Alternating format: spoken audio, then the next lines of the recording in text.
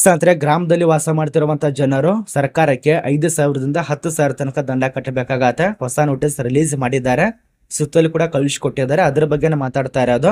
ಈ ಒಂದು ಗ್ರಾಮದಲ್ಲಿ ವಾಸ ಮಾಡ್ತಿರುವಂತ ಜನರು ಯಾಕೆ ಈ ರೀತಿಯಾಗಿ ಇಷ್ಟು ದಂಡ ಪಾವತಿ ಮಾಡಬೇಕು ಅದ್ರ ಬಗ್ಗೆ ತಿಳಿಸ್ಕೊಡ್ತಾನೆ ನೋಡಿ. ಈಗಾಗಲೇ ಗ್ರಾಮ ಪಂಚಾಯತಿಯವರು ಬಂದು ನಿಮಗೆ ಹೇಳಿರಬಹುದು, ಈಗ ಈ ಒಂದು ದಿನಾಂಕ ತನಕ ಈ ಒಂದು ಗರ್ಪಟ್ಟಿ ತುಂಬೋದು ಅಥವಾ ನಳದ ಬಿಲ್ ತುಂಬೋದು ಅಥವಾ ಮನೆ ಬಿಲ್ ತುಂಬೋದು ಕೊನೆ ದಿನಾಂಕ ಆಗಿದೆ.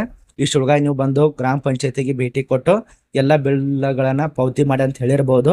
ಆದ್ರೂ ಕೂಡ ಆ ಒಂದು ಡೇಟನ್ನು ಮೀರಿ ಕೂಡ ನೀವು ಹೋಗಿಲ್ಲ ಅಂದ್ರೆ, ಈ ಒಂದು ತೆರಿಗೆನ ಕಟ್ಟಿಲ್ಲ ಅಂದ್ರೆ ನಿಮಗೆ ಸುಮಾರು 5,000ದಿಂದ 10,000 ತನಕ ದಂಡ ಕಟ್ಟಬೇಕಾಗತ್ತೆ.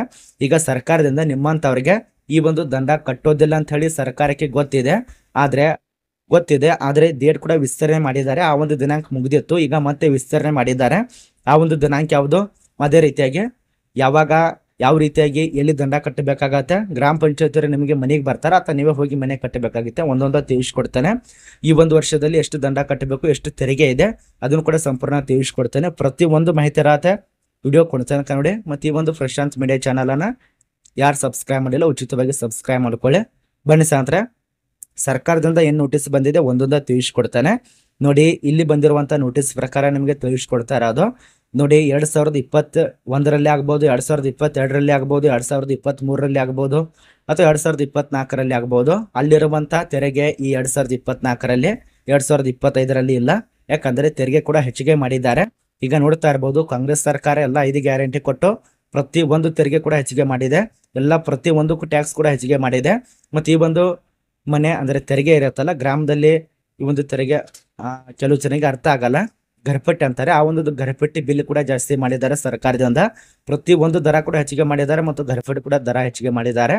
ಇದೊಂದು ಅರ್ಥ ಮಾಡ್ಕೋಬೇಕು ನೋಡಿ. ಇಲ್ಲಿ ಮೊದಲಿಗೆ ಎಲ್ಲ ಒಂದು ಗ್ರಾಮದ ಜನರಿಗೆ ತಿಳಿಸೋದೇನಂದ್ರೆ, ಪ್ರತಿಯೊಬ್ಬರು ಸರ್ಕಾರದಿಂದ ಕೊಟ್ಟಿರುವಂಥ ದಿನಾಂಕದೊಳಗಾಗಿ ತೆರಿಗೆನ ಪಾವತಿ ಮಾಡಿ. ಇಲ್ಲ ಅಂದರೆ 5%ಇಂದ 10% ತನಕ ನೀವು ದಂಡ ಕಟ್ಟಬೇಕಾಗತ್ತೆ.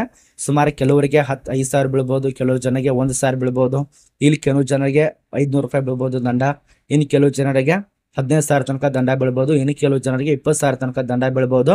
ಇಷ್ಟು ನೀವು ದಂಡ ಕಟ್ಟಬೇಕಾ ಅಥವಾ ನೀವು ಫ್ರೀಯಾಗಿ ದಂಡ ಕಟ್ಟಲ್ದೇನೆ ಈ ಒಂದು ತೆರಿಗೆ ಕಟ್ಟಿದ್ರೆ ತುಂಬ ಒಳ್ಳೆಯದ. ನೀವೇ ವಿಚಾರ ಮಾಡಿ ಆಮೇಲೆ ದಂಡ ಕಟ್ಟಿ ನೋಡಿ. ಈ ಒಂದು ದಿನಾಂಕ ತಿಳಿಸ್ಕೊಡ್ತಾನೆ. ಈ ಒಂದು ದಿನಾಂಕದೊಳಗಾಗಿ ತೆರಿಗೆನ ಕಟ್ಟಲೇಬೇಕು ಪ್ರತಿಯೊಬ್ಬರು ಕೂಡ. ಗ್ರಾಮ ಪಂಚಾಯತಿಯಲ್ಲಿ ವ್ಯಾಪ್ತಿಯಲ್ಲಿ ಬರುವಂಥ ಎಲ್ಲ ಆಸ್ತಿ ತೆರಿಗೆ ಪಾವತಿಸಬೇಕು ಅಂತ ದಿನಾಂಕ ಅಂದರೆ ಇಲ್ಲಿ ಮಾರ್ಚ್ 31ರ ಒಳಗೆ ಕಟ್ಟಬೇಕಾಗತ್ತೆ. ಪ್ರತಿಯೊಬ್ಬರು ಕೂಡ ಮಾರ್ಚ್ 31ರ ತನಕ ಅವಕಾಶ ಕೊಟ್ಟಿದ್ದಾರೆ. ಇನ್ನೇನು ಕೆಲವೇ ದಿನ ಬಾಕಿ ಇದೆ, ಸುಮಾರು 1 ತಿಂಗಳಾದ್ರೆ ಮುಗಿಯುತ್ತು ಮಾರ್ಚು.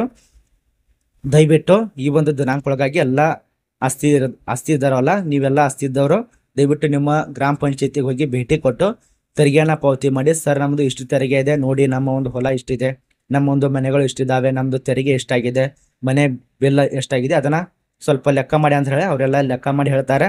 ನಿಮಗೆ ಆನ್ಲೈನಲ್ಲಿ ಅಲ್ಲಿ ಪೇಮೆಂಟ್ ಮಾಡ್ತಾರೆ, ಮುಗಿಯುತ್ತು. ಅದು ಸರ್ಕಾರಕ್ಕೆ ಟ್ಯಾಕ್ಸ್ ಹೋಗತ್ತೆ, ತೆರಿಗೆ ಹೋಗತ್ತೆ. ಈ ರೀತಿಯಾಗಿ ಏನಾದರೂ ಅಕಸ್ಮಾತ್ ನೀವೇನಾದರೂ ಬಿಲ್ ಪಾವತಿ ಮಾಡಲಿಲ್ಲ ಅಂದ್ರೆ ತಿಳ್ಕೊಳ್ಳಿ ಏನಾಗತ್ತೆ ಅಂದರೆ, ಇದೇ ಒಂದು ವರ್ಷದಲ್ಲಿ ಏನಾದರೂ ಪಾವತಿ ಮಾಡಲಿಲ್ಲ ಅಂದರೆ, ಹಿಂದ್ಗಡೆ ವರ್ಷದಲ್ಲೂ ಕೂಡ ಪಾವತಿ ಮಾಡಲಿಲ್ಲ ಅಂದರೆ ಅದಕ್ಕಿಂತ ಡಬಲ್ ತೆರಿಗೆ ಆಗತ್ತೆ ನೋಡಿ. ಈಗ 5,000 ಇದ್ದದ್ದು 10,000 ಕಟ್ಟಬೇಕಾಗತ್ತೆ, 10,000 ಇದ್ದದ್ದು 20,000 ತನಕ ಕಟ್ಟಬೇಕಾಗತ್ತೆ, 20,000 ಇದ್ದದ್ದು 40,000 ತನಕ ಕಟ್ಟಬೇಕಾಗತ್ತೆ ನೋಡಿ.